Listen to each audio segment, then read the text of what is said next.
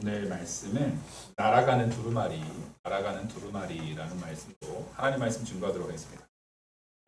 앞에까지 하나님께서 보여주신 이 환상들을 보면은요, 소망의 차고 하나님께서 다시 회복시키실 것이고, 회개했을 때 하나님께서 이렇게 회복하는 부분이었다면, 오늘 말씀의 이 날아가는 두루마리는요, 명확하게 저주를 말하고 있습니다. 저주에 대해서 말하고 있는데, 그 저주가 뭐에 관련된 거냐면은 하나님의 말씀에서 떠난 자들, 하나님의 말씀대로 행하지 않는 그것을 하나님께서 저주로서 심판하시는 역사를 말하고 있습니다. 지금 이 시점이 스가랴는 앞에 학개야와 말라기 사이에 있잖아요. 지금 성전이 건축되고 있는 과정, 그리고 거의 마무리되는 그 과정 가운데 놓여져 있는 상황에서 하나님께서 이 환상을 보여줌을 통해서 하나님이 성전을 다시 회복하신다는 얘기는 성전을 통해서 말씀의 회복, 말씀을 통해서 이스라엘이 다시 회복되는 역사를 이루시겠다는 거잖아요. 다시 하나님께서 그 성전의 임재하심을 통해서 하나님의 말씀이 이스라엘을 주장케 한다는 겁니다. 사실은 하나님의 말씀의 임재가 이스라엘의 그 성전을 떠났을 때 이스라엘이 어떻게 됩니까? 멸망하잖아요. 그것을 회복하시는 것은 다시금 하나님의 말씀이 그 안에 회복되는 거예요. 또 보통 우리가 두루마기다라고 말하는 것은 뭘 적는 겁니까? 글을 적는 거예요. 말씀을 적어내는 그것에 이제 하나님께서 뭘 적어냈냐면 심판의 기준을 적는 거예요. 그래서 그걸 저주라고 말하는데, 여기서 보는 것처럼 3절에 보시면 그가 내게 이르되 이 온 땅에 내리는 저주라. 지금 여기에 이 글, 네가 보고 있는 날아다니는 두루마리는 온 땅에 내리는 뭐라고요? 저주의 메시지라는 거예요. 그 저주라는 게 그 두루마리 자체가 저주가 아니라 그것대로 그 두루마리에 적힌 내용, 도둑질하는 자는 그 글에 적힌 대로 너 끊어진다. 그리고 여기 맹세라고 하는데 이 맹세를 모든 맹세를 다 말하는 게 아니라 4절에서 그 맹세가 무슨 맹세인지를 아예 지칭하고 있어요. 여기서 말하는 망령된, 내 이름을 가리켜 망령되이 맹세하는 자. 그 맹세는 위에 거는 이거를 요약한 겁니다. 이걸 줄인 거예요. 하나님의 이름을 가리켜 망령되이 맹세하는 자라는 겁니다. 예를 들어서 여호수아가 나와 내 집은 하나님만 섬길 것이다. 너희는 어떻게 할지 결정하라. 이게 나와 내 집은 하나님만 섬길 거다. 이 맹세가 여기에 속합니까? 아니죠. 그것도 맹세예요. 나와 내 집은 하나님만 섬길 거다. 이거는 거룩한 맹세죠. 근데 말씀에서 떠난 맹세. 그러니까 여호수아가 했던 나와 내 집은 하나님만 섬길 거야. 이 맹세는 타당한 맹세고, 여기서 말하는 망령되이 증거되는 하나님의 이름 앞에서 맹세를 할 거면은요, 그건 반드시 지켜져야 되는 거고, 반드시 누구 뜻에 합당한 거여야 돼요? 하나님 뜻에 합당한 거여야 되고, 하나님께서 역사하시는 보호 아래 철저한 순종 가운데 있어야 되는 거예요. 그래서 여기서 말하는 하나님의 이름을 가리켜서 망령되이 맹세하는 것은 거짓 맹세 얘기하는 거예요. 하나님의 말씀을 떠나는 거, 하나님의 말씀에서 벗어난 그 거짓 맹세를 말해요. 그래서 우리는 이 본문을 이해할 때 요 도둑질하는 것은 통상적으로 도둑질하는 모든 것들입니다. 그리고 이 도둑질하는 것에 우리가 도둑질한다는 것은 남의 것을 훔치는 것 자체도 나쁜 행위지만 그거는 안 믿는 사람도 도덕적으로 그게 잘못된 행위라는 걸 알잖아요. 근데 성도에게 있어서 도둑질이라는 것은 그게 누구의 말씀에 위배되는 법인 거예요. 하나님의 말씀에 위배되는 거예요. 내가 도둑질함을 통해서 단지 도덕적으로 나쁜 짓을 했던 것 이상으로 하나님의 명령을 벗어난 거예요. 그래서 우리에게, 성도에게 주어지는 법의 잣대는요, 훨씬 냉철합니다. 여러분, 성도에게 주어지는 법의 잣대는 훨씬 냉철해요. 그래서 우리가 어떤 변명을 할 수가 없냐면, 아니 세상 사람들도 다 그렇게 하는데, 이런 말은 우리 입에서 나오면 안 되는 거예요. 아니 세상 사람들은 그렇게 하거나 말거나 우리는 누구 앞에 서야 됩니까? 하나님 앞에 서야 되는 거예요. 그래서 우리에게 주어지는 법의 잣대는요, 훨씬 더 분명하고 거룩하고 냉철하며 더 하나님께 영광이 되는가 안 되는가에 대한 고민이 있어야 되는 거예요. 그래서 그게 가능하도록 하나님께서 우리를 바꾸시는 거예요. 창조가 이루어져야 되고 생명이 우리 안에서 나타나야 되고 그 새 생명의 삶이 우리 안에서 나타나야 되는 겁니다. 그러니까 내가 옛날에는 잘했는데 요즘은 이런 건 없어요. 하나님과 동행하는데 어떻게 이게 동행하고 계속 같이 생명이 자라나는데 당연히 어제보다 오늘이 나은 겁니다. 과거를 막 추억하고 그런 건 우리한테 없는 거예요. 항상 우리는 하나님과 동행하는 삶, 내가 만약에 동행하다가 하나님을 떠났으면 하나님을 돌이킬 게 아니라 내가 그 자리로 돌이켜 가야 되는 거예요. 우리는 언제나 자라남이 있어요.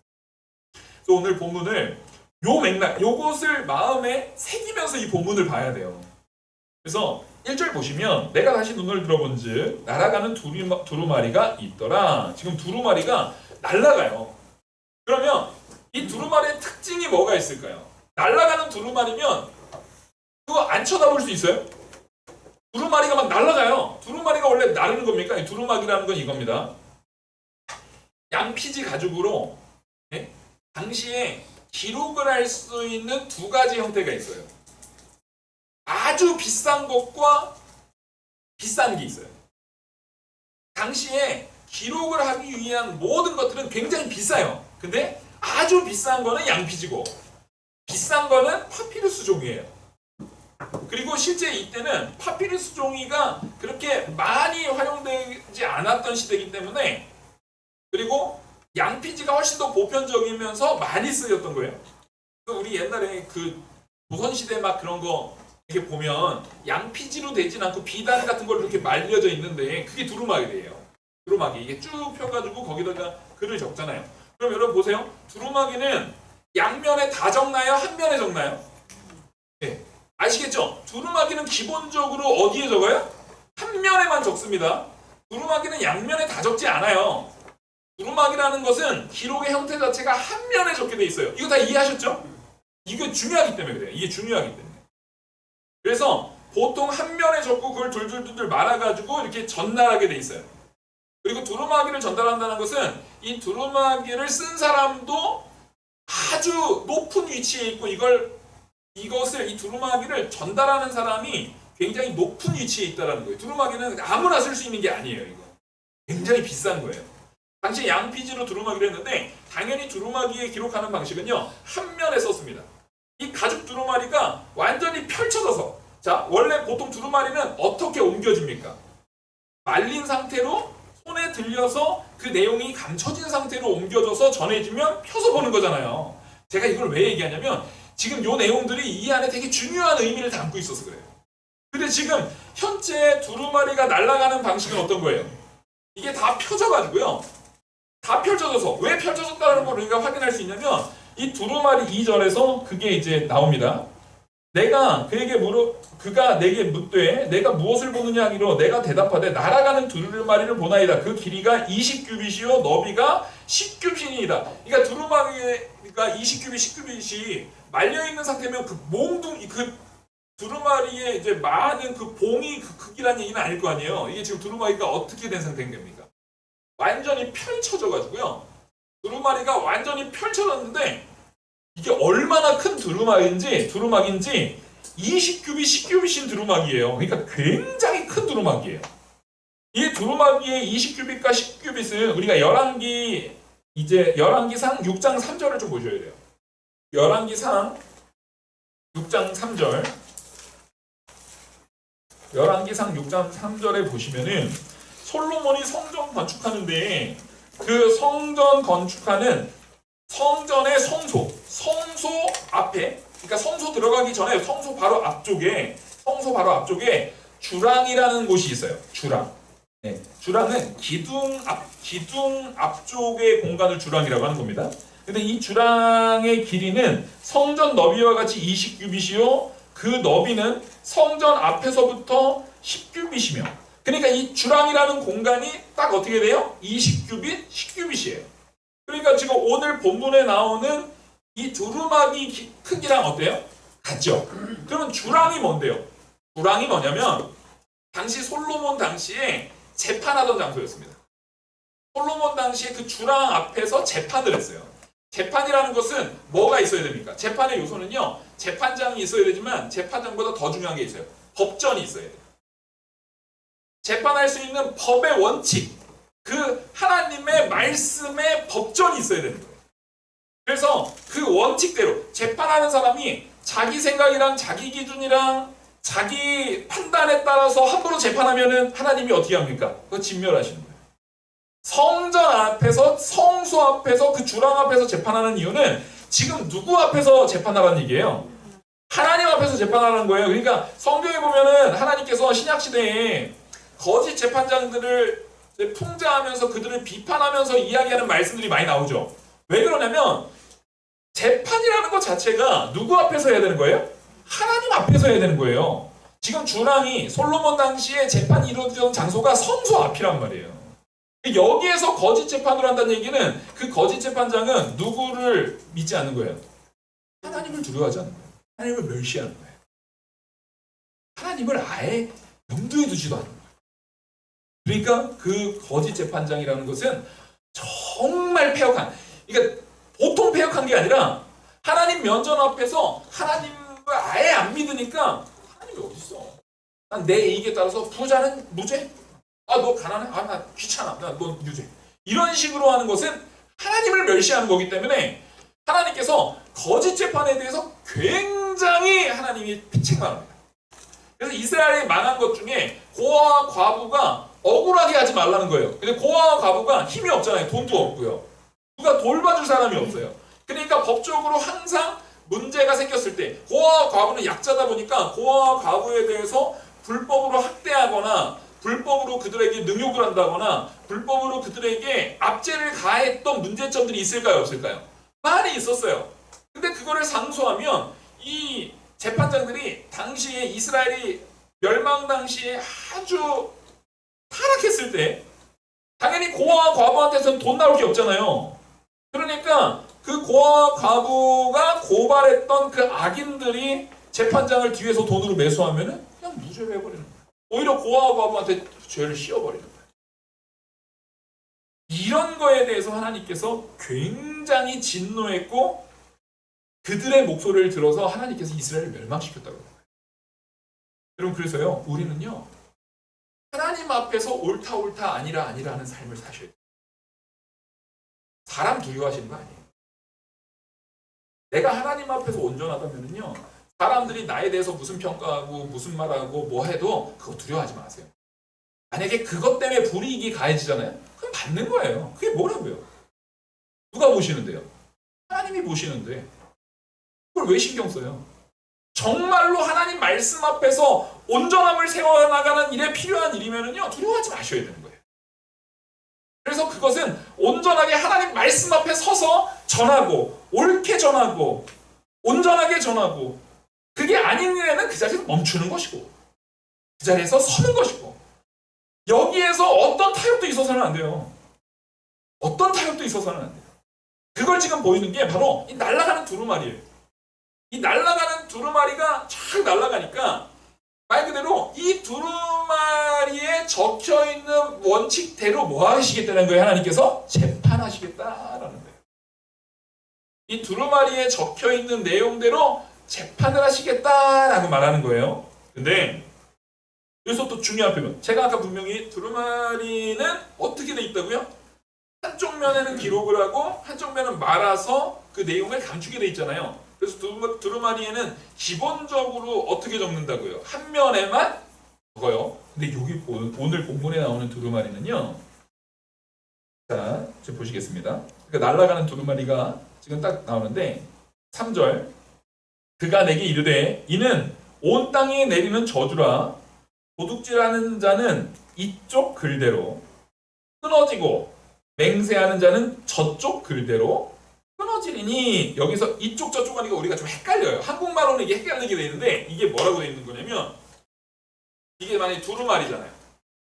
그러니까 두루마리가 한 면에 적고 한 면은 이렇게 말아야 되잖아요. 이렇게 말아야 되잖아요.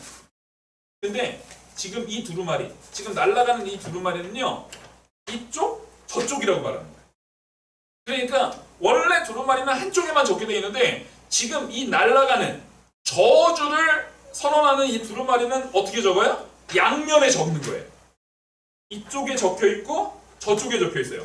이쪽에는 뭐라고 적혀 있냐면 도둑질하는 자는 이쪽 글대로 끊어진다. 예, 하나님께서 심판한다. 그리고 그 반대쪽에 맹세하는 자, 아까 그 맹세가 뭐라고 했죠? 밑에 4절에서 말하는 것처럼 이거 거짓 맹세 말하는 겁니다. 하나님 앞에서의 거짓이에요. 하나님 앞에서의 거짓 맹세. 사람은 속일 수 있죠. 사람은 나 진짜야. 이게 진짜라니까 말하면 사람은 그게 진짜인지 거짓말인지 모르고 속을 수 있는데 하나님 앞에서는 속일 수가 없죠. 그래서 하나님 이름으로 망령되게 맹세하는 그 모든 거짓 맹세들은 저쪽에 지금 적혀 있는 거예요. 그러면 왜 이 두루마리는 목사님 그 양면에 적을 수도 있지 그게 뭐 중요한가요? 자, 이게 중요합니다. 왜냐면은요, 다시 말씀드리지만 원래 두루마리는 한쪽에 적혀 있는데 그게 일반적인 건데 특별한 경우 양쪽에 적혀 돼 있어요. 특별한 경우 그건 저주를 선언해요. 그러니까 사실은 이게 양쪽에 적혀 있다라는 것만 보고도요, 이스라엘 백성들은 이거 저주 메시지 적은 거네. 형량 선포할 때 넌 이렇게 죽어. 너는 이런 잘못 때문에 넌 이러이러해서 이렇게 멸망해. 이런 저주를 선언하는 두루마리네 라고 이해할 수 있는 거예요. 이게 어디서 나오냐면 에스겔 2장 10절 보시겠습니다. 에스겔 2장 10절 보시면 여기에서 제가 봉독해 드리겠습니다. 에스겔 2장 10절. 그가 그것을 내 앞에 펴니, 지금 폈다라는 게 이 편 게 두루마리를 편 거예요. 두루마리를 폈는데 편이 그 안팎에 글이 있는데, 자, 이것도 지금 안팎에 글이 있는 거예요. 그죠? 원래는 안쪽에만 있어야 되는데 안팎에 글이 있다니까 이 두루마리도 지금 양면에 글을 다 쓴 거죠. 안팎에 글이 있는데 그 글의 내용이 뭡니까? 애가, 애곡, 재앙의 말이 기록되었다. 예, 앞에서 말했던, 지금 오늘 본문에서 말했던 저주의 말처럼 애가, 애곡, 재앙, 이런 저주를 기록할 때는요, 두루마리 양면에 적어요. 그러니까 지금 이 본문에서 양면에 적었다는 얘기는 하나님의 진노의 그 저주에 너희들이 슬피 애곡하며 재앙의 메시지가 지금 적혀 있다는 거예요. 근데 그 재앙의 메시지가 뭐예요? 도둑질하는 자는 이쪽 글들, 거짓 맹세한다는 저쪽 글들. 그러니까 이 재앙은 하나님 앞에 거룩하게 선 자들에 대한 재앙입니까? 하나님 앞에 거룩하지 않고 하나님 말씀을 불순종하며 살아간 자들에 대한 저주입니까? 불순종한 자들에 대한 저주. 말씀을 통해서 우리가 어느 편에 설 건가를 얘기합니다. 어떻게 온전히 설 건가를 얘기합니다. 어떻게 하나님 앞에 온전하게 서서 하나님 말씀 앞에 온전하게 세워질 것인가를 지금 말하고 있습니다. 그 4절에 만군의 여호와께서 이르시되 내가 이것을 보냈나니 도둑의 집에도 들어갑니다. 내 이름을 가리켜 망령되이 맹세하는 자의 집에도 들어가서. 그러니까 지금 우리가 도둑질하고 집에 이렇게 숨어 있어봤자 소용이 없어요. 거짓 맹세하고 집에 이렇게 숨어 있어봤자 내가 제일 잘 숨었어. 아무도 모를 거야. 잘 감춰놨어. 이거는 나만 알아. 아니요, 소용없어요. 하나님의 메시지 앞에서, 하나님의 공의의 심판 앞에서는요, 멈출 수 있는 곳이, 숨을 수 있는 곳이 없습니다. 그리고 이 두루마리가, 보세요. 두루마리가 날아다니잖아요. 날아다닌다는 것은 속성이 느린 거예요? 빠른 거예요? 네, 날아다니는 것은 빠른 거예요. 이 두루마리가 날아다닌다는 것은 정말 빠르게 하나님께서 이 저주, 이 심판에 대한 하나님의 역사하심을 천천히 하는 게 아니라 아주 빠르게 한다는 거예요. 그러니까 우리는요, 지금 딴 사람 신경 쓸 겨를이 없어요. 내가 진리를 온전히 행함에 있어서, 내가 진리를 온전히 선언함에 있어서, 내가 진리의 삶을 온전히 내 마음에 두고, 내 생각에 두고, 내 삶에 두고 살아가는 데 있어서 여러분 지금 남의 눈치 볼 시간이 없어요. 거룩을 추구하셔야 돼요. 온전함을 추구하셔야 돼요. 그렇게 하나님 말씀 앞에 온전히 살아가는 모습으로 우리는 하나님의 심판이 빠르게 임할 수 있다는 것을 항상 마음에 염두에 두고 지금 거룩하게 서야 됩니다. 엉뚱한 거 가지고 지금 싸울 때가 아니에요. 말도 안 되는 거 가지고 우리가 분쟁할 때가 아니에요. 엉뚱한 거 가지고 우리가 서로 이 일을 그르칠 때가 아니에요. 항상 누구의 영광, 아 그건 내가 기분 나쁘다고. 아 그거는 내가 마음 상한다고. 내가 속상하다고. 아 그게 뭐가 어때서요? 우리는 원래 죽을 자였는데 하나님께서 은혜로 살려주셨으면 그걸로 된 거죠. 다른 사람 말 때문에 내가 좀 속상해. 아니 좀 속상하면 어때요? 뭐 그렇게 대수해? 원래 하나님의 영원한 지옥 형벌, 하나님의 영원한 심판을 받았어야 될 나를 하나님이 살려주셨는데 다른 사람이 나에 대해서 좀 안 좋게 평가, 나에 대해서 악평하고 나에 대해서 함부로 말하고, 다른 사람이 나에 대해서 아무리 함부로 말해도요 원래 본질적 죄인인 나 자신을 그 사람은 온전히 보지 못한 거예요. 그 사람이 어떤 평가를 하든 나는 하나님 앞에서 사실 그거보다 더 죄인이에요.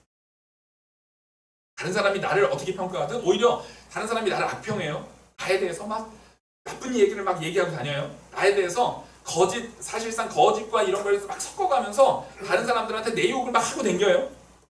네, 그때 우리는 어떤 마음이 있어야 되냐면요, 그 앞에서 아유 너에 대해서 이렇게 잘 모르셔가지고 저는 더 악한 죄인인데 너에 대해서 너무 덜 한 것만 얘기하신 것 같아요. 그 마음이 있어야 돼요. 하나님 앞에서 우리의 죄악은요 훨씬 남의 악평에 대해서 우리 마음만 상하고 아무런 유익이 없어요. 사람은요 그런 사람이 있을 수 있어요. 그러면 그때 우리는 어떻게 받아들이면 되느냐? 아 나한테 저런 면이 있고 나의 수많은 악한 것 중에 반드시 고쳐나가야 되고 반드시 변화시켜야 되고 반드시 깨트려야 되는 나의 수많은 악, 하나님께서 그리스도의 십자가의 보혈로 다 덮어주신 그 수많은 악 중에 저런 면도 하나 더 있었구나. 내가 더 회개해. 내가 더 낮아져야겠다. 그 사람이 당신이 뭘 안다고? 당신 나에 대해서 다 알아? 내가 이걸 어떻게 한 건데 나에 대해서 잘 알지도 못하면서 악평에 이렇게 따지고 싸울 일도 없어요. 지금 그거 싸울 때가 아니에요. 하나님의 날아가 있는 두루마리가 지금 우리 눈앞에 펼쳐진다니까요. 자, 이미 펼쳐져서 날아다니는 두루마리니까 이게 날아다니는 두루마리가 막 빠른 속도로 싹 날아다니는데 워낙에 커가지고, 자, 이 두루마리의 특징, 날아다니는데 워낙에 커요. 그리고 글귀도 작은 글씨로 많은 게 아니라 딱 2개 적혀 있어요. 네? 도둑질하는 자 하나님께서 끊어버린다. 거짓 맹세하는 자 하나님께서 끊어버린다. 딱 2개 적혀 있단 말이에요. 이거 못 볼 수가 있나요? 이거 못 볼 수가 없어요. 그러니까 지금 이 특징이 빨리 움직일 뿐 아니라 모든, 그래서 2절에 이렇게 말하는 거예요. 2절에 3절입니다. 온 땅 위에 내리는 이는 내게 이르되 이는 온 땅 위에, 지금 그러니까 이것을 보는 모든 이들에게 이거 안 볼 수가 없어요. 날아다니는 두루마리이기 때문에 온 땅의 모든 사람이 다 볼 수 있도록, 온 땅의 모든 사람이 다 알도록 되어지는 것이기 때문에 피할 사람이 없어요. 전부 다 적용되는 거예요. 우리 모두에게 다 적용되는 거예요. 불신자들에게도 다 적용되는 거예요. 그래서 로마서에서 이렇게 말하죠. 태양, 자연 모든 만물을 보면서 안 믿는 사람이 나는 하나님을 몰랐다라고 변명할 수 없다라고 말합니다. 하나님이 알만한 모든 지혜를 이 땅에 자연 섭리 안에서도 주셨어요? 안 주셨어요? 주셨어요. 그래서 변명할 수 없어요. 하나님의 말씀이 빠르게 또 온 사람이 다 알 수 있도록 날아다니면서 우리에게 이것을 다 보여주는 거예요. 불법과 악을 땅에서 몰아내시기 위해서 하나님께서 공의에 대한 내용을 가지고 우리한테 딱 보여주세요. 모든 이에게 분명하게 보여주세요. 이 저주의 메시지를, 이거는 저주의 메시지라는 거 사람들에게 알게 하려고 두루마리에게 앞뒤, 안팎으로 다 적어놔요. 그러니까 이게 양면에 다 적혀있다는 것을 알면 다른 사람들은 아 저거 저주네, 저거 하면 우리 큰일 나네, 당연히 알 수 있도록, 모든 이가 알 수 있도록 이렇게 보여주고. 여러분, 하나님께서 이렇게 보여주신다는 얘기는 니네 죽었습니까? 회개하라는 겁니다. 회개하라. 돌이키라는 겁니다. 지금 스가랴의 위치를 보십시오. 스가랴가 적혀있는 게 학계, 스가랴, 말라기잖아요. 학계, 스가랴, 말라기잖아요. 스가랴의 위치가요, 딱 학계 때는 하나님께서 뭐 책망해요? 학계 때 네, 성전 건축은 안 하고, 자, 성전 건축할 때 어디서 다 그 페르시아에서 올 때 성전 건축할 수 있는 재료들이랑 이런 거 하나님의 명령 아래서 보내요, 안 보내요? 다 보내주거든요. 그리고 그 땅에 딱 도착하면은 원래 성전을 처음 재건하려고 하면은 성전을 무너뜨릴 때 요즘처럼 콘크리트 이런 게 아니잖아요. 돌을 깎아 만든단 말이에요. 돌들을 하나씩 다 한단 말이에요. 그러니까 무너뜨린다라고 하는 게 돌을 막 가루로 분쇄시키는 게 아니잖아요. 흙집이 아니에요. 돌로 쌓았단 말이에요. 그러면 그 돌들을 하나하나 깨트려가지고 옆으로 제껴서 무너뜨려 버리는 겁니다. 그러면 그 무너뜨린 돌들은 어디에 남아있어요? 그 자리에 남아있죠. 그 흔적들이, 자리들이 그 자리에 남아있어요. 근데 시간이 지나면 그게 흙으로 덮여버려요. 그래서 원래 성전을 재건하려고 하면 제일 먼저 하는 게 뭡니까? 파가지고, 땅을 파가지고 유적 발견하듯이 그 돌들을 뭐 해내는 거예요? 캐내는 거예요. 그 돌들을 캐내서 그 돌이 원래 있었던 자리를 추정해서 넣거나, 혹 그게 추정이 안 되거나 돌이 훼손된 게 있으면은 다른 돌을 하거나 이거를 맞춰서거나, 아니면 가져온 재료를 가지고 다른 돌을 캐서, 아니면 다른 집터들이 있을 거 아닙니까? 그런 데 거를 다른 집터에 있는 돌이라도 캐와가지고 뭐부터 지어야 되는 거예요? 성전부터 지어야 되는 거예요. 그렇죠? 그게 하나님의 명령이었으니까. 근데 학계 때 뭐라고 비판해요? 니네는 성전 지으라고 보내놨더니 성전 짓는 일에는 등한시하고 누구 집부터 지어요? 자기 집부터 지어요. 자기 집 짓는데 뭐 가져가서 지었을 것 같으세요? 네? 자기 집 짓는데 뭐 가지고 가서 지었을 것 같아요? 딱 좋은 재료 있잖아요. 성전 벽돌. 이게 도둑질이에요. 하나님이 주시는 복들이 있거든요. 하나님이 주시는 은혜가 있어요. 하나님께서 부어주시는, 우리가 이 사회생활을 하면서 계속 공부도 잘하고 좋은 직장 가고 좋은 사업을 해가지고 부도 일구고 하는 모든 것들이 누가 주신 은혜라는 것을 적어도 성도면 믿어야 됩니까? 하나님이 주신 은혜라는 것을요, 성도는 믿어야죠. 이거 안 믿으면 성도 아니에요. 그러면 그런 것들이 다 뭐예요? 하나님이 우리에게 주신 재료들이에요. 그거 가지고 뭐부터 쌓아야 되는 거예요? 영광부터 쌓는 거예요. 우리의 영적 성전부터 쌓는 거예요. 그 돈을 가지고 나 치장하고 내 거 채워넣고 내 거 치장하고 이런 삶을 사는 게 아니라, 그거 가지고 먼저 하나님께 영광 돌리는 거예요. 하나님이 나 같은 부족한 자를 공부도 잘하게 하시고, 정말 이 좋은 직장도 좋은 사업도 다 형통하도록 하나님께서 이끄셨다면 그걸 가지고 하나님께 먼저 드려야 되고, 하나님의 성전을 먼저 세워나가는 일. 이게 지금 우리 교회 건축도 다 잘 돼 있는데 뭐 그런 얘기가 아니잖아요. 하나님의 일을 하는 일에 우리의 마음이 우선 가야 되는데, 그걸 가지고 내가 노는데 바빠요. 내 이익을 위해서 살아가는데 바빠요. 내 삶으로 나의 행복을 영위하는 일에 바빠요. 하나님께서 그걸 지금 책망하십니다. 그래서 학계에서는 그걸 엄청나게 강하게 책망하는 것이고, 이게 지금 스가랴에서도 그 부분을 지금 말하는 거예요. 또 뒤에 거짓 맹세에 대한 부분은 우리가 말라기를 보시면, 말라기의 주요 내용은 얘네가 11조 안 했다. 이거 도둑질해도 되지만 11조는 누구 명령이고 마땅히 우리가 하나님 앞에 해야 되는 맹세예요. 네, 하나님 앞에 11조는 명령이고, 내가 하나님의 성도면 나는 마땅히 내가 하나님 겁니다 라고 해야 되잖아요. 그러니까 11조는 성도인 우리에게 당연한 신앙 고백입니까 아닙니까? 그럼 이걸 잘 아셔야 돼요. 11조는요, 헌물은요, 제가 하나님 겁니다. 제 모든 게 다 하나님 건데, 하나님이 이 육신을 살게 하려고, 이 땅에서 육신을 살게 하려고 많은 필요가 있으니까 그 10의 분은 나를 사용할 수 있도록 은혜로 주셨고, 이 10의 1을 하나님 앞에 드림을 통해서 내가 하나님 겁니다 라는 자기 고백, 하나님 앞에 신앙 고백으로 내가 하나님 겁니다 라는 것을 맹세하는 거예요. 그러니까 하나님께서는 그 맹세가 어겨질 때, 그 맹세가 어겨질 때 11조 안 한 걸 뭐 했다라고요? 도둑질 했다. 하나님의 말씀을 어겨서 도둑질한 거다 그러는 거예요. 또 여기서 중요한 맹세가 있죠. 이들이 분명히 그 불신결혼을 하지 말라 그랬는데, 말라기 보면 불신결혼하지 말아야 되는데 그들이 막 불신결혼을 해요. 막 불신결혼을 해가지고 많은 죄악들, 혼탁한 죄악들이 들어와요. 근데 하나님께서 분명히 명령하죠. 믿음 안에 너희 자녀를 이방인에게 주지 말고 너희 아들을 이방 여인, 너희 딸들을 이방 남자에게 하지 말라는, 이게 우리 지난주 목사님 통해서 들었지만 정말 철저하게 지켜져야 되는 말씀이거든요. 그러니까 이게 믿음 안에서 너의 본질이 뭐에 있느냐, 네가 생각하는 그 본질이 믿음에 있느냐 아니면은 내가 보는 안목의 정욕에 있느냐, 그걸 지금 기준으로 보라는 거예요.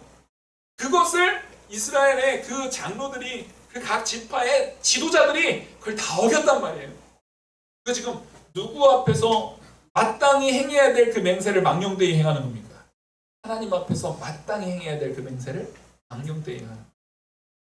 지금 이스라엘의 위치가 그래서 이게 구약 신학 안에서 이스라엘의 위치를 왜 여기에 두었을까를 고민하고 연구하는 내용이 있거든요. 거기에서 이 두 가지를 들으세요. 우리는 하나님께서 역사하시는 그, 지금 하나님 앞에 도둑질하지 말아야 돼요. 하나님 앞에 거짓 맹세하지 않아야 되는 삶을 사셔야 돼요. 그게 바로 거룩한 삶이에요.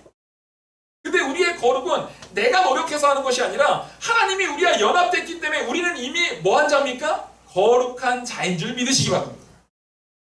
그에 합당하게 살아가십시오. 그래서 하나님께서 학계에서도 그렇게 책망하시고 안락에서도 그렇게 책망하시고, 도둑질하지 마라. 오늘 본문의 말씀처럼 이 도둑질하는 것 때문에 너희들이 망해. 그리고 이 거짓 맹세한 것 때문에, 거짓 맹세는 제가 대표적으로 11조와 대표적으로 그 이방 결혼을 얘기했지만 거짓 맹세는 다양해요. 예를 들어서 희년법을 어기는 거라든가 동족을 희년법에 근거해서 마땅히 동족을 섬기고 사랑해주고 품고 보호해주고 했어야 되는 건데 거기에서 바로 하지 못하고 했던 그 모든 것들을 다 말하는 거예요. 그러니까 지금 오늘 요 맹세, 도둑질과 거짓 맹세, 하나님을 향한 도둑질과 거짓 맹세 때문에 사실은 지금 이 스가랴의 내용은 70년 포로 생활한 다음에 돌아와서의 말씀이잖아요. 그러니까 지금 이 말씀은 뭘 상기시키는 거예요? 니네 이것 때문에 망하지 않았냐? 이것 때문에 이스라엘이 망했다가 너희들 70년 포로 생활하고 이제 돌아온 거 아니냐? 근데 그 길을 또 갈 거냐? 그 폐역의 자리에 니네 또 가서 또 그 심판의 자리에 놓여질 거냐? 하나님께서는 공의의 하나님이시기 때문에, 하나님은 그 주랑, 아까 열왕기상에서 6장 3절에서 봤던 그 주랑 앞에서의 하나님의 심판은 공의로운 심판이기 때문에 절대로 한번 봐줄게, 한번 넘어가 줄게, 이런 거 있어요 없어요? 없어요. 너희들의 태도, 마음가짐, 생각을, 행동을 온전하게 해라. 지금 이 스가랴는요, 다시금 회복된 우리가 이렇게 세워져야 되는 거야. 다시 회복돼서 다시금 기회를 얻은 거예요. 지금 다시 기회를 얻은 우리가 얼마나 바로 서야 되는가, 대한 부분을 지금 날아가는 두루마리의 비유를 통해서 말씀해주고 있습니다. 이 말씀은요, 지금 나에게 이 말씀 들으면서 하나님의 말씀으로 들을 때 찔리는 부분이 많이 있을 수 있어요. 그러면 이미 그거 다 망가졌는데 어떻게 해요? 그게 아니라 우리가 변화시키는 순간은요, 내가 내 힘으로 하는 게 아니라니까요. 지금까지 내가 왜 망가져 있냐면 내 안에 계시는 성령의 역사, 내 안에 계시는 하나님의 역사를 내 삶에 투영시키지 않았기 때문에 그래요. 그러면 여기에서 하나님께서 찔림을 주신다면 내 안에 계시는 성령의 인도대로 우리의 발길을 옮기시기 바랍니다. 우리의 생각을 바꾸시고요, 우리의 입술의 말을 바꾸시고요, 우리의 삶을 바꾸시고요, 결연한 의지로 결단과 내 모든 삶의 가치를 바꿔서 지금 나를 지금까지 있게 하신 그 하나님, 나를 다시금 회복케 하시는 하나님의 말씀대로 내가 나아가겠다라는 결심을 하는 저와 우리 모든 성도님들 되기를 간절히 축원합니다.